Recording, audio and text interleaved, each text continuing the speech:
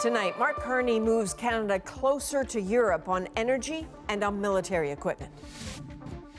In terms of upsetting the Trump administration, I think this is a relatively minor one. Plus, exclusive new details on one country's bid to make Canada's next submarines. As Mark Carney pushes for new markets, Canada strikes an energy deal with Germany. To actually access that European market is very important, not only for economics, but for us to become an energy superpower. And a victim of Jeffrey Epstein's abuse fights back. I like to say that now I'm like a diamond, because the diamond's pounded and pounded and pounded, and then it's a rock. We're on Capitol Hill with a defiant Canadian woman. From CBC News, this is The National with Chief Correspondent Adrienne Arsenault. Thank you for joining us. Tonight, multiple announcements of big deals for Canada on military purchases and energy sales. Plus, a CBC News exclusive on another deal potentially in the making. Different economic sectors, but a common theme. As Mark Carney pivots away from the U.S., the partners are in Europe. The Prime Minister says the government will move forward with Swedish aircraft technology, and Canada has struck a deal with Germany on liquefied natural gas. We will get to that big announcement in just a moment, but let's start with Ashley Burke on a deal for Swedish air defense technology. Mark Carney's choice for Canada's military. The Prime Minister promised Canadians he would rebuild the country's military, but spend far less on American equipment.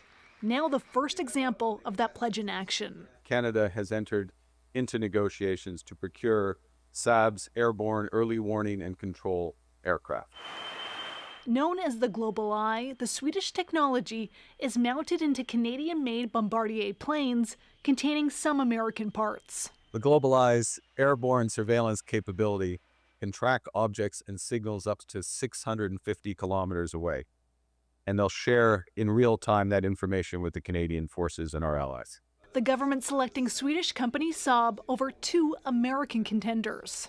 It's a decision that we've made to diversify our military relationships. This is a capability that will be quite novel. The head of Saab says it wants to create 3,000 jobs by building the aircraft in Canada and shipping them abroad too. The demand in the market is substantial, and we need to ramp up, and we cannot deliver everything from Sweden, so this will be a new industrial setup for us in Canada. The question now whether Donald Trump will notice. I think we've seen in the last year and a bit that the American administration finds lots of reasons to be unhappy about lots of things. In terms of upsetting the Trump administration, I think this is a relatively minor one. The bigger issue still on the table if Canada will decide to buy Saab's Swedish fighter jets and scale back an almost $28 billion contract for a full fleet of American F-35s.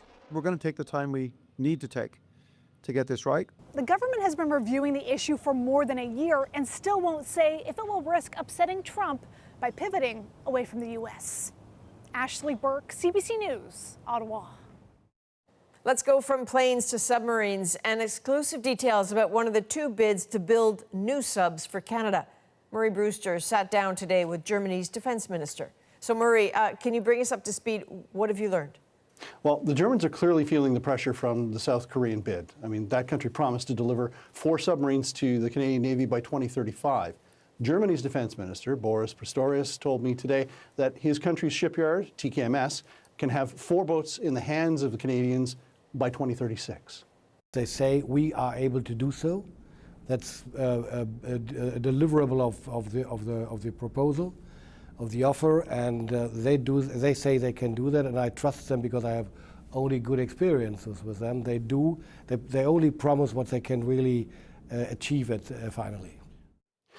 In order to keep that promise, though, both Germany and its partner Norway will have to give up boats planned for their own navies, saying that they're doing it for Allied solidarity, a sign of how much they want to seal this deal with Canada. I gather there's also a little bit more detail about what the German economic offer looks like. What can you tell us? Well, CBC News has seen a summary of what the German submarine pitch says about economic development in Canada. And in the military sector, it includes facilities on both coasts to support maintenance of the subs and the possibility of a factory to make heavy torpedoes and hypersonic missiles. But other sectors are also in play, including a proposed partnership with Alberta for a carbon capture facility and helping turn the Port of Churchill into a major hub, especially for LNG. Now, on paper, all of that adds up to billions of dollars in investment and potentially hundreds of thousands of jobs. South Korea's bid will do that too, but Germany says it can be up and running in 2 years with its proposals. Mark Carney says Canada is going to decide by the end of June which bid to go with. Okay, we will all be watching. That is Murray Brewster in Ottawa tonight. And so now to that energy deal with Germany. It will purchase 1 million tons of LNG a year from northwestern BC for up to 2 decades. As Tanya Fletcher shows us, there are a couple of hurdles: getting the project built and how to get the product to Europe. British Columbia, the backdrop for Ottawa's landmark liquefied natural gas deal, a first between Canada and Europe. Siliciums will generate significant economic activity in British Columbia and beyond. German company Cefe is agreeing to buy 1 million tons of LNG per year for up to 2 decades. It'll be exported from Siliciums LNG, a still-to-be-built $10 billion floating facility along BC's north coast. We're in a world where energy security is national security. We're in a world where our allies are begging us to produce our resources. The Nisga'a Nation is co-owner of the project, but acknowledges some First Nations oppose it. More and more of our Indigenous people are beginning to recognize the very trying times that the world is facing. And so they're looking at ways to bring prosperity. Pushback is coming from environmental groups, too. The world is pivoting very quickly to electrification and clean energy with renewables. So why would we double down on another risky fossil fuel project? And then there's the geographical challenge: how to get LNG from coastal BC all the way over to Europe. That's still unclear. I guess theoretically, you could go around Alaska and Conservative leader Pierre Poilievre insists Canada should export LNG from the East Coast.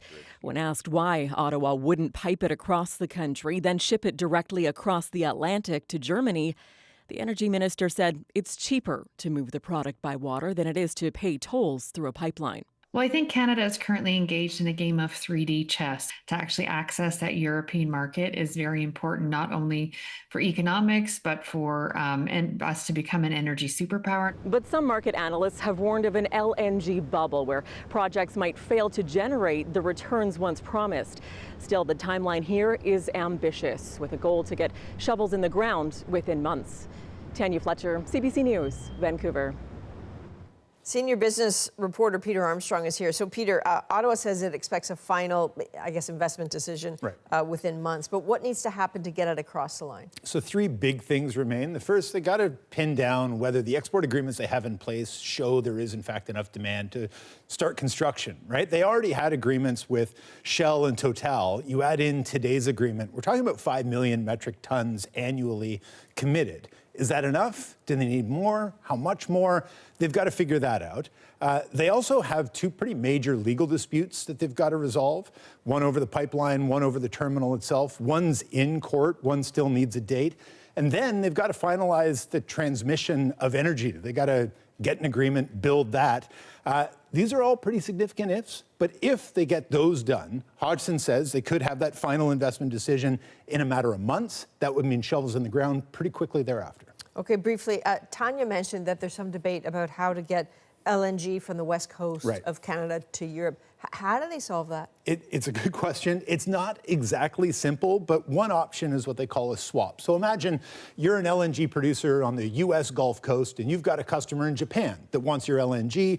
I'm the operator up in Prince Rupert, and I've got this agreement to ship LNG to Germany. Well, I could call you up and say, Adrian, why don't you send yours to Germany, and I'll send mine to Japan. Both customers get their product faster, both companies get paid. It's not perfect, but it works, and it's something the industry already does today. It requires cooperation. It does. Peter Armstrong, thank you. Yeah, you bet. So Thursday morning, the Current's Matt Galloway will sit down with BC Premier David Eby. They will be talking about pipelines, politics, and BC's role in Canadian unity. You can listen everywhere you stream podcasts and on CBC Radio.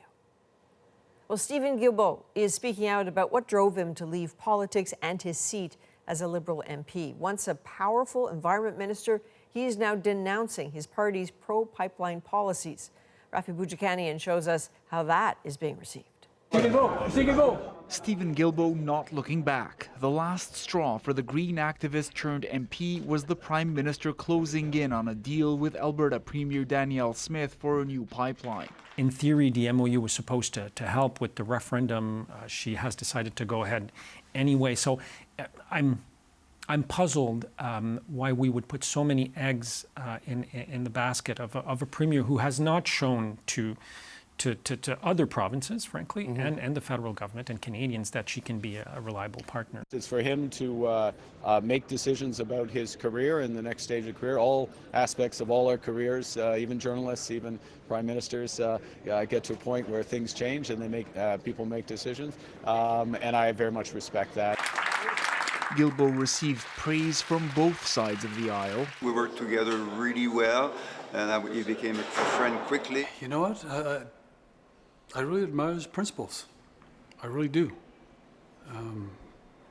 To stand up like that, like he understands that his principles don't align with the federal Liberal principles anymore. But as someone who made his mark by climbing the CN Tower with Greenpeace and getting arrested, politics was always an unlikely fit.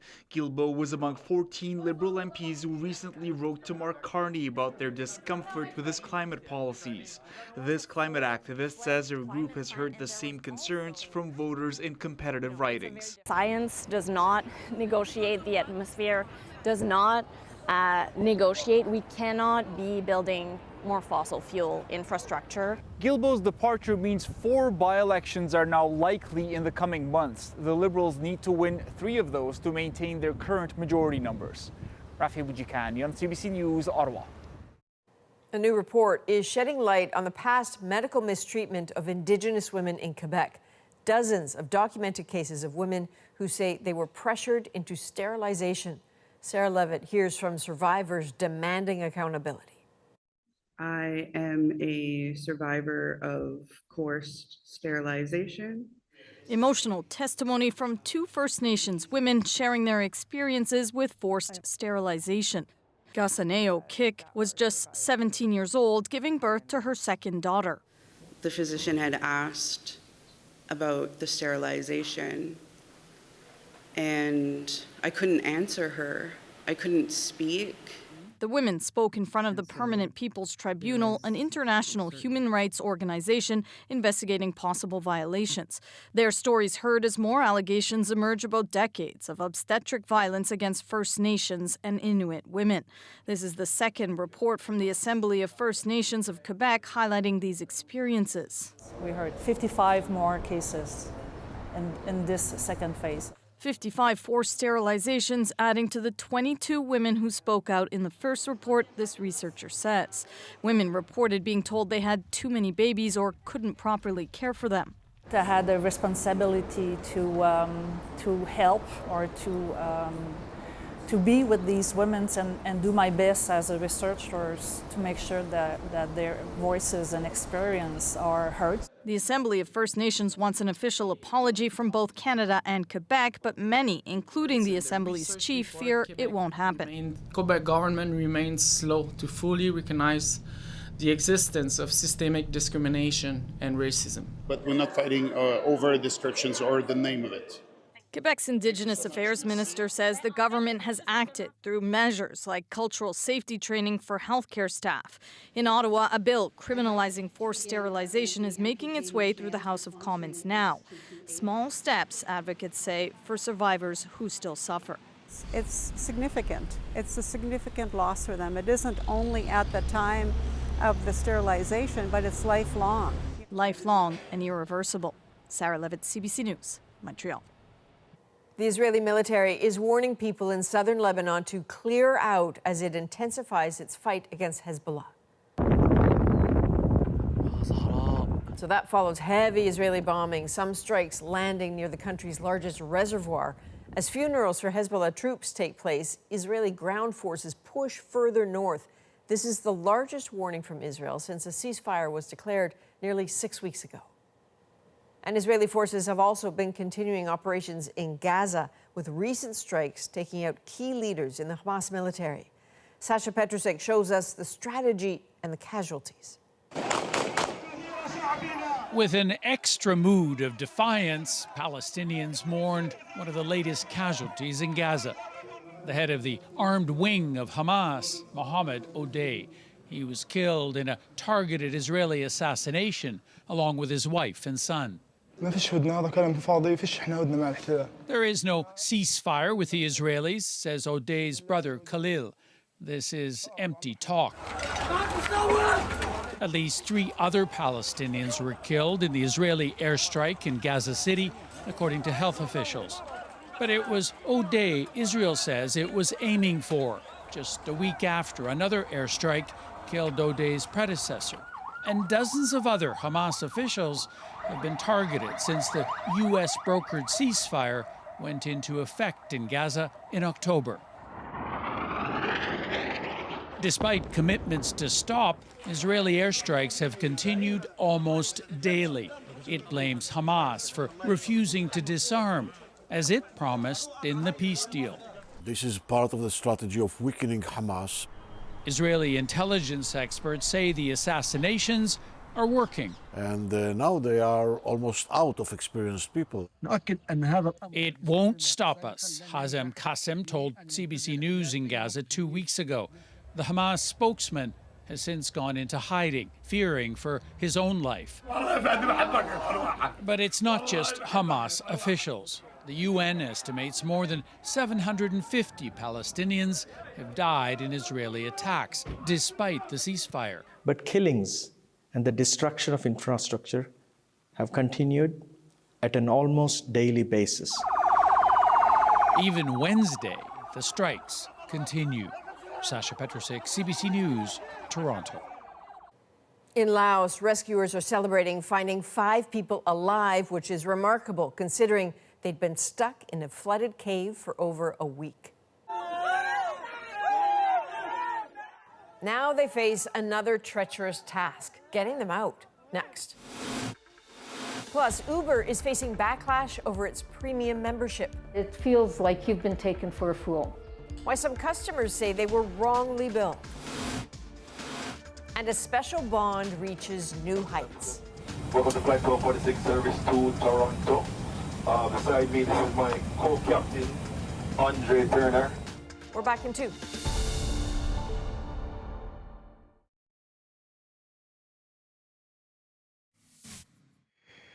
Officials say they do not expect to find survivors as crews search for 9 people still missing after a chemical tank ruptured and then imploded at a Washington paper mill Tuesday. 2 people are now confirmed dead. The rupture spilled nearly 2 million liters of what is called white liquor, which is a highly corrosive chemical used in paper manufacturing. Well, 5 villagers trapped in a cave in central Laos have been found alive. And now that it's Thursday morning in Laos, rescuers have resumed the search for 2 still missing. Sheehan Desjardins has more on their plans and why it may be hard to get to them. The first moments of contact, quiet relief as 5 people trapped deep in a cave in central Laos are found alive. 2 are still missing, but this is a glimmer of hope. Outside, sheer happiness.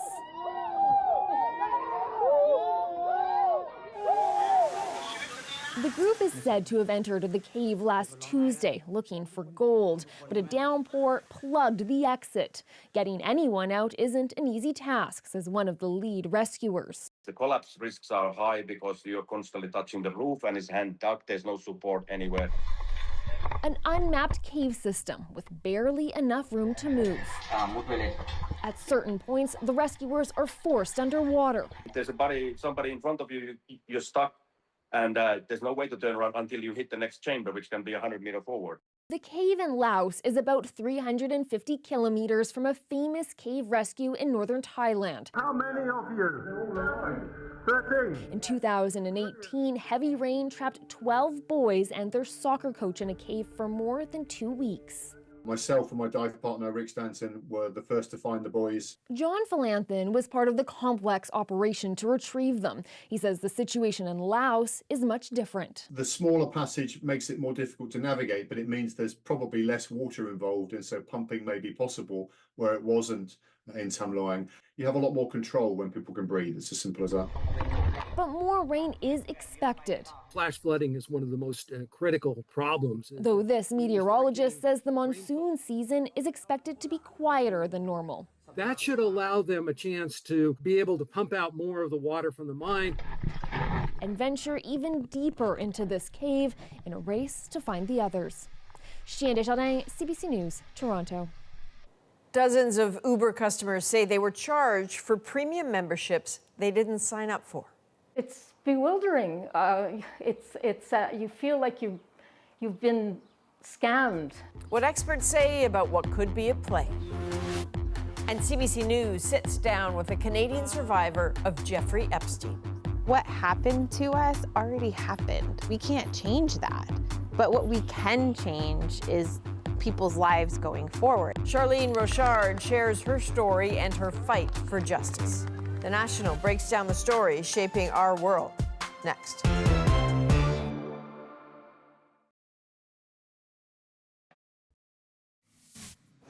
you feel betrayed by his assistant? You feel the family was betrayed? Suzanne Perry and Keith Morrison arriving in court today. Mathew Perry's mother and stepfather present for the sentencing of the late actor's personal assistant. 60-year-old Kenneth Iwamasa was sentenced to 3 years and 5 months in prison for his role in the actor's death. He procured ketamine for Perry and injected it into him, sometimes up to 8 times per day. This was the 5th and final person sentenced in relation to Perry's death in 2023. Well, Uber is facing some backlash tonight as a growing number of customers claim they were unknowingly registered for a premium monthly membership. Uber says those users agreed to the service, but as Sophia Harris explained, some experts say this raises some serious questions. Nora Kelly was surprised to find an $11 charge from Uber on her credit card bill for May 11th. After all, this is how she got around that day. I said, this is crazy. I was biking all day. Next, Kelly uncovered 4 more Uber charges for previous months, totaling almost $60. Uber One. Turns out she was enrolled in Uber One, a monthly paid membership that offers discounts. The problem? Kelly says, to her knowledge, she never signed up for Uber One. You feel like you've been scammed. CBC News heard from more than a dozen upset Canadians who said they were signed up for Uber One without their knowledge and hit with 1 or more monthly charges. The Federal Trade Commission is now suing Uber. In the U.S., similar complaints prompted the Federal Trade Commission to sue Uber, alleging deceptive billing and deceptive cancellation practices, as many people say they had difficulty canceling their unwanted membership. This tech expert says Uber may be getting people to sign up for Uber One by incorporating what are known as dark patterns, subtle design tricks embedded in websites and apps. Dark patterns are used to nudge individuals, psychologically nudge them into clicking on something. You may not even realize that you clicked on it and agreed to it. In an email to CBC News, Uber denied using dark patterns and said it does not enroll or charge people for Uber One without their consent, and that canceling typically takes less than 20 seconds. But Kelly communicated with Uber over the course of 2 days before she got her membership canceled, and she failed to get all her money back. It feels like you've been taken for a fool. After CBC News reached out to Uber, the company told Kelly it would refund all her Uber One charges, plus issue a $30 credit. However, Uber still insists Kelly signed up for the program. Sophia Harris, CBC News, Toronto. In the breakdown tonight, a Canadian victim of Jeffrey Epstein shares her story, and Hezbollah changes tactics in its fight against Israel. After decades of rocket-powered warfare, Hezbollah turns to drones to try to turn the tide. They're basically kind of a nightmare for any radar detection. How Israel is struggling to adapt, but first. What happened to us already happened. We can't change that. But what we can change is people's lives going forward. Charlene Rochard, the lone Canadian to speak out as an Epstein survivor, now fighting for the future of others. Katie Nicholson delves into Charlene's journey, the emotional toll, how it has changed her life, and what is still at stake. This was in LA, this one was in Miami. This one, I was definitely being trafficked during this time. This one was from that time. Charlene Rochard wades through the pages of her past. I wish I knew red flags, what grooming was. And I just wish that I knew that those were potential traps to fall into a sex trafficking situation. She's emerging from decades of shame and silence to reframe her pain. What happened to us already happened. We can't change that. But what we can change is people's lives going forward. I stand here today not only for myself, but for every survivor of Jeffrey Epstein's abuse. Charlene is one of the Epstein survivors, the lone Canadian to go public, part of a powerful force in U.S. politics. This is not just about survivors. It's about accountability, fairness, and the promise of justice. Amen. She first came forward last November, sharing her story with other survivors, talking about Jeffrey Epstein's island, his Manhattan mansion, fighting for justice on Capitol Hill, in a PSA during the Super Bowl. We all deserve the truth. And at the UN. Trafficking persists when systems fail. I wonder how that felt when you start to sort of express what happened to you publicly. It almost seems surreal. It doesn't feel like it's me. It's not easy. It was one of the hardest things I've ever done in my whole entire life, is start speaking about the parts of my life that were the most difficult. Jeffrey Epstein died in prison in 2019, facing charges of sex trafficking minors. Since then, more survivors have come forward. I was only 14 years old when I was introduced to Jeffrey Epstein. I was one of dozens of girls who were forced into Jeffrey's mansion. Then, the Epstein files have just been released. And further accusations of women being assaulted, trafficked, and forced to give sexual massages. We're witnesses to crimes. Charlene grew up in Ontario. There's that one. She was 16 when she started traveling to the United States to model. I moved to New York, I moved to Dallas, I lived in LA, I lived in Miami, I lived in Chicago. And she was successful, booking multiple jobs a week. I was full of ambition, and this was the first time that people had looked at me and told me that I was worth something.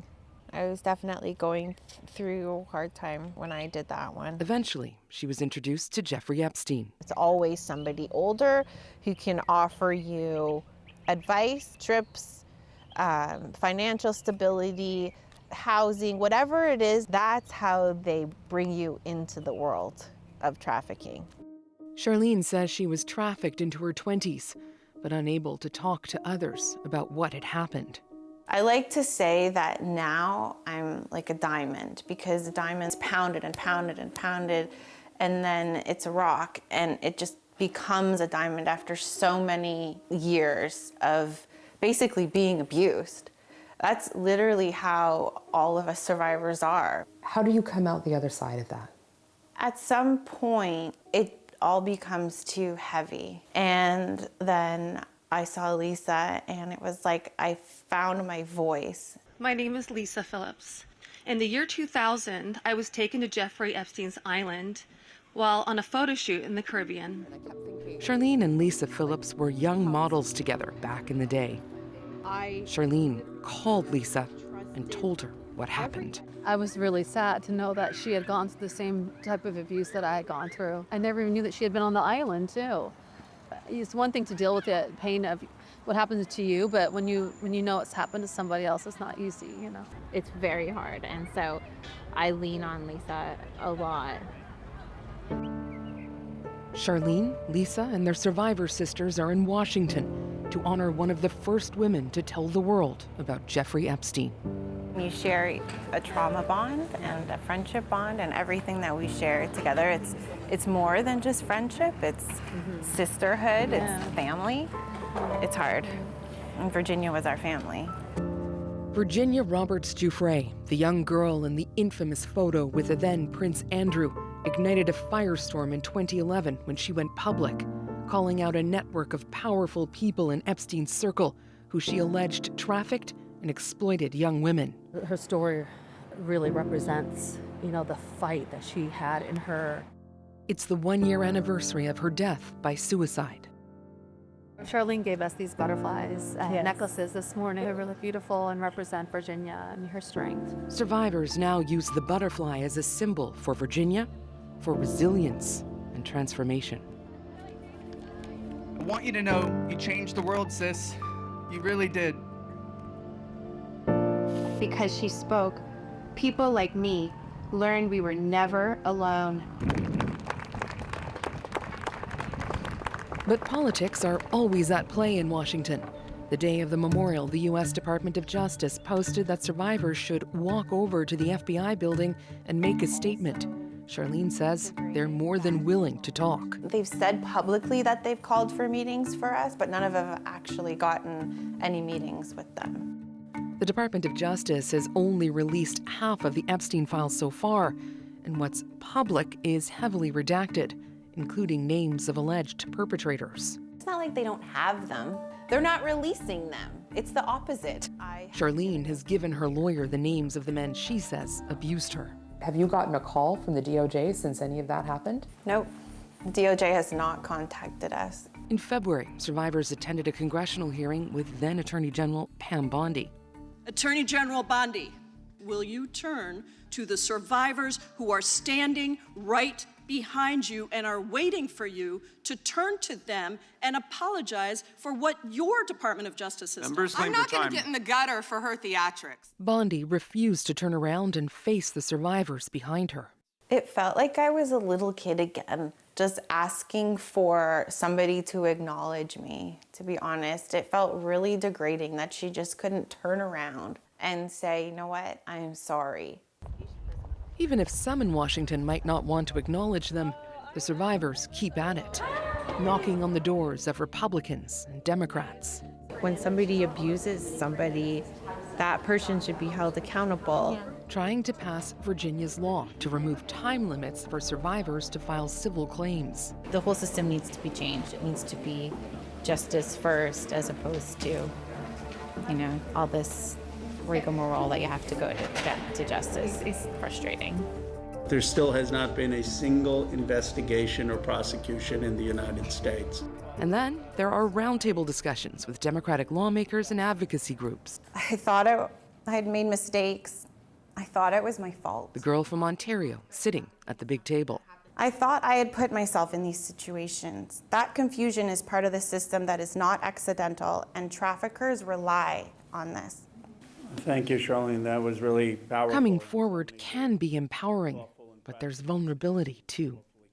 It was really scary. I didn't know if I was going to get people not liking me anymore, not talking to me, or people supporting me. So I received both. Where does your courage come from, do you think? My courage comes from my children, and I think about them in every single press conference, every single time I speak, and I want them to be proud of me. Here, do you want to take Minnie? Charlene checked with her kids before stepping into this glaring spotlight. Olivia, Trent, Liam, and Bella all supported her decision. When she came on, she was like, I'm gonna be talking about being a survivor. I was like, whoa, like, I didn't expect that. Like, I knew you guys knew each other, but that's a big thing. People sometimes say like they don't believe her or they won't support like her story and what she's doing, so it was kind of scary. Like, we didn't want to get any like stalkers. It was really cool, especially because she's like talking and actually being like a big inspiration for people. I am proud of you. I love you. I love you all. This is a girl who really just wanted a future. That future, dimmed for the longest time by abuse and trauma, now looking more bright. It's because of us Epstein survivors that are telling our stories and just not letting the story fall into the cracks. And I do feel like we are making a difference with all of our advocacy work. Charlene transforming her pain into power. And 3 of Charlene's kids are now following in her footsteps. They've joined World Without Exploitation. That's that group that aims to end human trafficking, the same one behind that Super Bowl ad that their mom was in. So, Katie, Charlene clearly pushing for change in American laws. What about here in Canada? Yeah, so she is talking to advocacy groups in Canada, in particularly focusing on 2 bills aimed at shoring up protections for victims of intimate partner violence and their children. All right, thank you for this. That is Katie Nicholson in Washington. Coming up, an increasing amount of Israeli soldiers are being killed or wounded by explosive drone attacks. It does create a psychological terror because the IDF soldiers know that there's a race against time to come up with solutions. How Hezbollah's changing tactics are causing fear among Israeli troops. Next.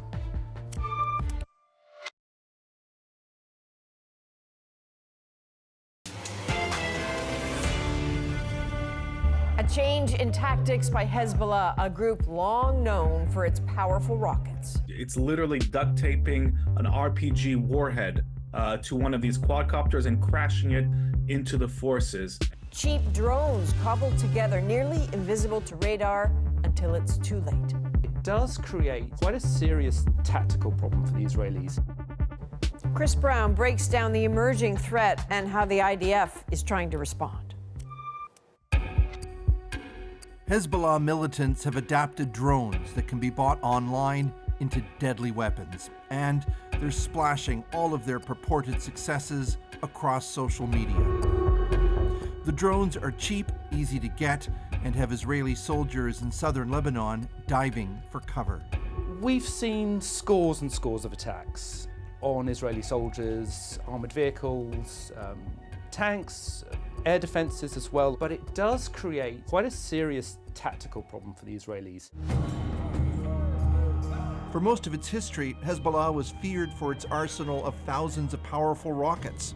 Since 2024, Israel has killed a lot of Hezbollah's key leaders and destroyed much of its heavy weapons. So its surviving fighters have innovated.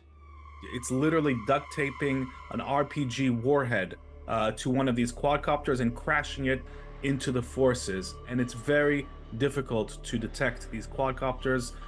They don't leave much of a radar signature. They fly low. They're basically kind of a nightmare for any radar detection. Typically, drones rely on a radio frequency to guide their flight path, but signals can be jammed. Now, these first-person view or FPV drones use fiber optic cables, sometimes dozens of kilometers long, that physically tether the operator to the drone. The innovation was pioneered in Ukraine after Russia's invasion. In eastern Ukraine, some battlefields look like they're covered by spider webs because of so many old cables. Get that high-resolution video feed, which is very good for finding targets because the tether, the fiber optic tether, gives it such high resolution and a stable connection. What I do think is interesting is that their drone operators seem to have picked this up relatively quickly. To date, most Hezbollah drone attacks appear to have targeted Israeli soldiers and their weapons and machinery in occupied southern Lebanon.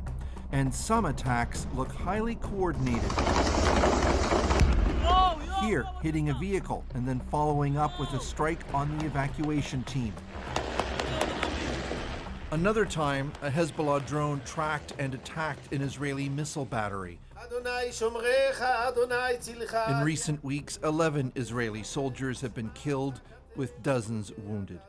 It does create a psychological terror because the IDF soldiers know that there's a race against time to come up with solutions, and until those solutions are firmly in place, they're going to feel exposed. You hear many reports of Ukrainian and Russians under attack by drones. Just panic, just pure panic. It will be a long time before training, doctrine is in place to ensure that soldiers are really well drilled to behave calmly under those attacks. Israel's military appeared to be somewhat caught by surprise with Hezbollah's pivot from rockets to drones. Of course, the IDF had warnings about this, and it's been late. Facing growing anger, Israeli Prime Minister Benjamin Netanyahu says he's created a special anti-drone project, and he's ordered intensified attacks on targets in Lebanon. Israel already has the Iron Dome and other sophisticated defense systems, but they're not useful against low-flying, maneuverable drones. So we've already seen the IDF deploy huge amounts of basically netting that they're placing on their vehicles, and that traps these kinds of threats, but that's only the first step. The second step is there has to be an ability to shoot them down. Some Israeli tanks have radar that track incoming threats and can even shoot down anti-tank missiles, but not all vehicles have them. And some Hezbollah drones can hide, for example, at the side of a road until their target approaches. Some of these units have the ability to land, and then they call it perching, where they sort of go to sleep and they can be activated again. And if they perch, they're not going to be detected unless somebody physically sees them. So this is one threat, the ability of Hezbollah to land these things and reactivate them later. That's something that is pretty disturbing. Israel's military has pushed deep into southern Lebanon, demolishing Shia villages and leaving behind a moonscape to try to drive militants back from Israel's northern border. That leaves Israeli soldiers vulnerable to drone attacks. The longer that they can persist with this threat, then it does start to have strategic implications, I think. As more Israeli soldiers are killed and wounded, then yes, the effects will add up. Israel's military has given no indication that the drone attacks are causing it to rethink its strategy in Lebanon. But the implications of what Hezbollah is doing could reach far beyond this conflict. We are going to be entering a situation where basically any adversary, non-state, terrorists, some of them supported by nefarious actors, are going to be able to deliver air threats pretty much anywhere in the world. This is like a poor man's Air Force, and therefore this is, I think, a wake-up call for everybody, the whole of the West. This threat is very, very accessible. As military drones spread from Ukraine to Lebanon, they're changing the face of modern warfare, leaving the world's most advanced militaries scrambling to look up. And in response to the drone warfare, Benjamin Netanyahu says Israel will expand the scope of its attacks against Hezbollah. The IDF says it has struck 550 targets just this week alone. Well, coming up, childhood best friends take a long-awaited trip. I've known him since I was 11 years old. We grew up on the tiny island of Kingston, Jamaica together. Their special flight to Toronto, next in our moment.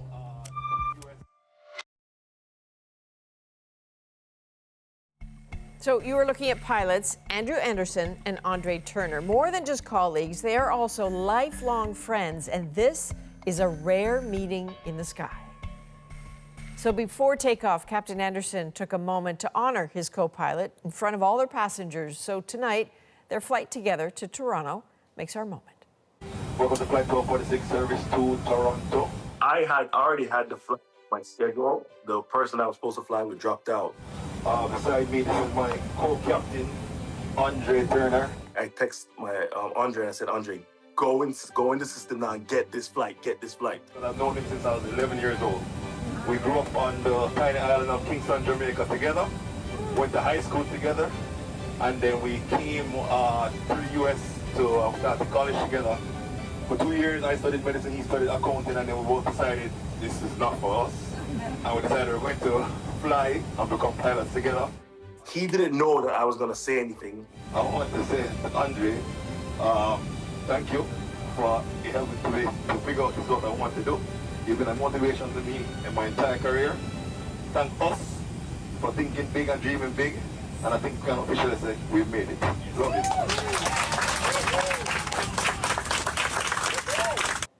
Yeah, that's kind of a nice moment and a great moment for them. So Captain Anderson said he actually had a bit of a hard time flying with his pal Andre, not because of skill. They're both very good at what they do, but because the friendship is so strong. He had a little bit of an issue telling his buddy what to do.